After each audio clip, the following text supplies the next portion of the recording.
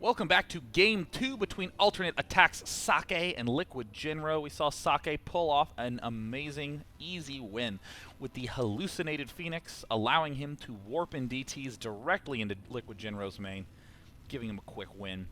Jinro now spawning in the top right corner as the Yellow Terran. The map is going to be GSL Crevasse, and in the top left we have Alternate Attacks Socke as the Teal Protoss. Now, Crevasse is what I like to call the most probably the biggest meta game map of them all, because on this map you have this backdoor expansion. Now, for any of you unfamiliar, meta game is where you're using knowledge from outside of the game to influence your decisions inside the game. So, because you have this backdoor expansion, a lot of people like to just straight up build an expansion there blindly. As we can see, let's just walk the path between these bases. It is a long, winding, circuitous path. Whoops, went the wrong way. Yeah, look at it. It's even hard for me to follow. Yeah, and all the way up into Jinro's main. So many, many players will go for an early expand. Yeah, look at this. Jinro queuing up those SCVs, going for the fast expo at the back. Now the question is, given that many people tend to blindly early expand, people use that information and they try to build barracks or gateways in the middle of the map. Or they'll try to do some sort of 9 or 10 pool rush, something extremely aggressive at the outset. Some of them will just embrace that so many early expand that, hell, I should do it too. And it looks like that's exactly what both these players are doing on Crevasse. Yes, there's the command center going down.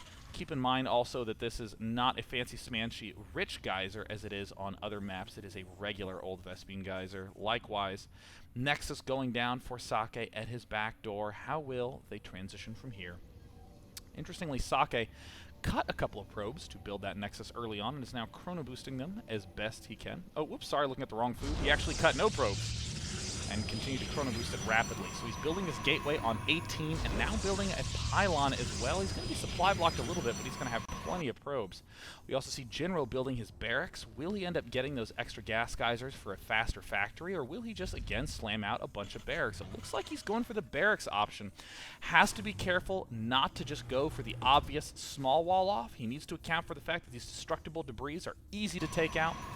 Second gateway coming up for Socke. Very cool timing. It's easy to lose in these early expand battles to a Terran who spots it and says, oh my gosh, he's going for an early expand, and then flooding with tons of Marines for some early attacks. MMA does that, often delaying his own early expand so he can be aggressive.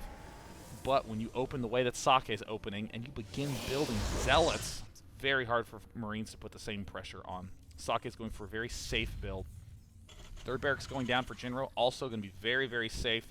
Has not yet gotten gas, waiting now for that one orbital command to complete. Nearing done, we see one mule lands, and with this timing, this mule energy will be lined up quite nicely. This is one of the most convenient things ever. This thing, this orbital command, notice that it is at 54 energy. This one is at 14. This one orbital command is only 10 energy ahead, meaning that you can line those mules up very nicely. It's a little awkward when they're separated by like 25 energy and you have to more frequently remember to mule. We do see Warp Gate now getting researched, and given this really nice timing, he can easily produce 2 Stalkers at a time, but man, what did I love to say? Oh, these Protosses love their sentries. 3 gas geysers going down right now. Let's see if Socke opts for some fast sentryage action. There is the, oh, SCV getting taken out. Does get a good bit of information. Jinro also getting 2 gas geysers up somewhat early, and there is a tech lab going down and a bunker. So it looks like somewhat of a focused Marine play early on. I personally quite like this early Marine style on this map. It gives you a good advantage in terms of being able to deal with some early aggression, but you don't need that many Marines. Getting a 4-5 racks Marine a little bit risky. Can't quite put pressure on. I mean, look at how constricted this entrance is. 2 sentries popping out and a super fast robotics facility. Generally an indicator that we're going to see some Colossus tech come up. Doubt that he's going to be going for an observer this quickly. I mean, if you are going for a super fast early expand and cutting as many gateways as you can to get the fastest robo ever, it's probably not just so you can go, well, let me just find out what he's doing and make a reasoned decision. No reason not to go for a very fast Colossus tech. We do now see Stimpack popping up. There's a reactor and tech lab going up. Any factory anywhere. We don't see any factory from Jinro. Generally, you want to have the 2 tech labs and the reactor to be able to produce all the core units early on, but if you get them this early, it's generally a signal you're going for a Ghost Academy.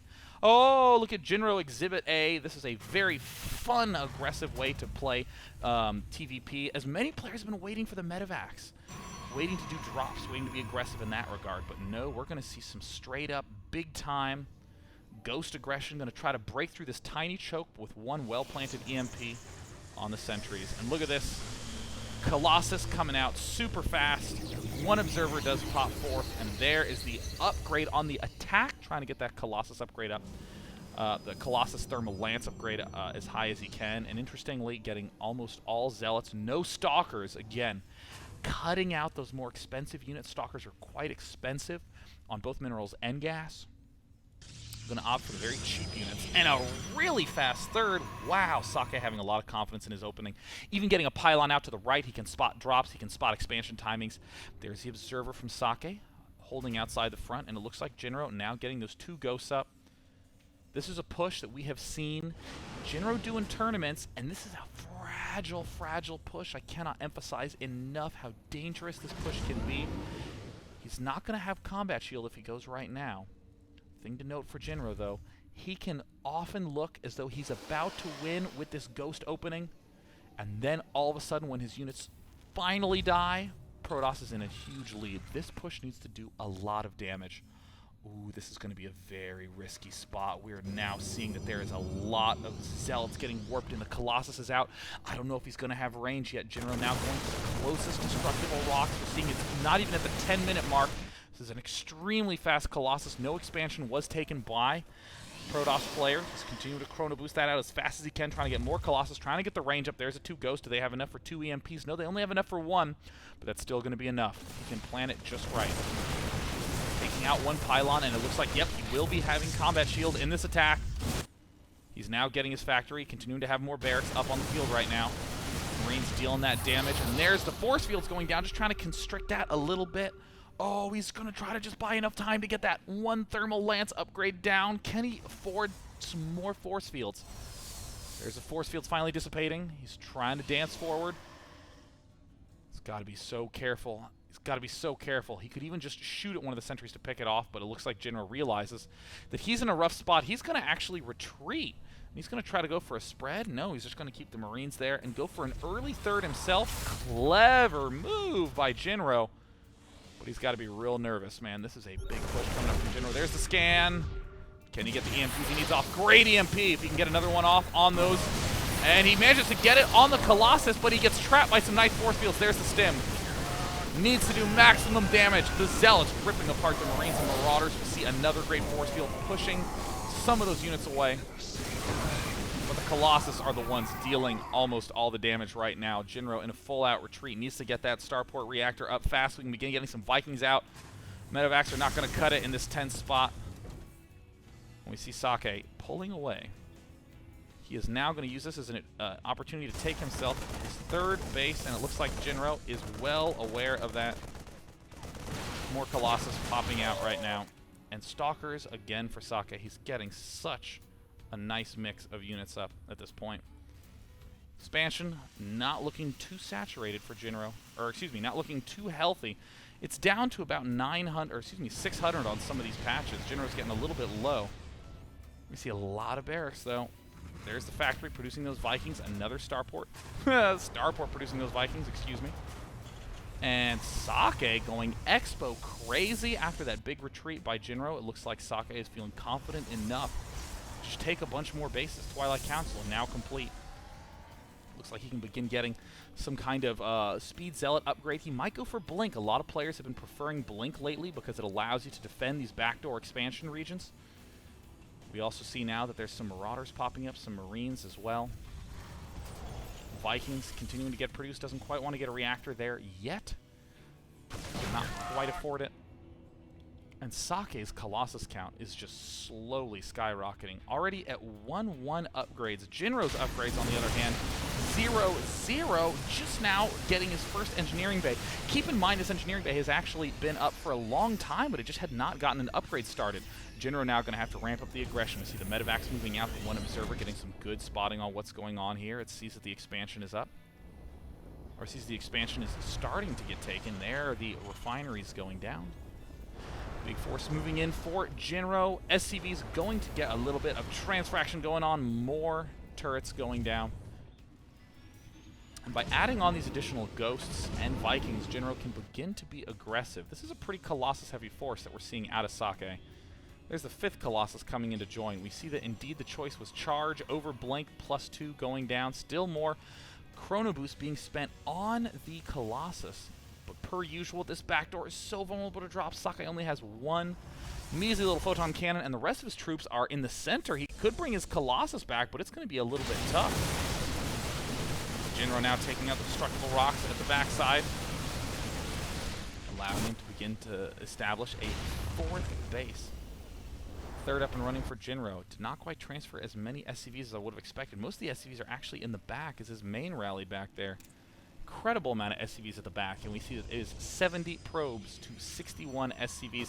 Socke having brilliant timing on this back expansion and only using it really for gas. He knew that Jinro would be passive for quite some time, so he elected not to move out. And here comes a drop from Jinro. No aggression to couple it at the front, and we're seeing more gateways getting added by Socke, and now there's a drop going down.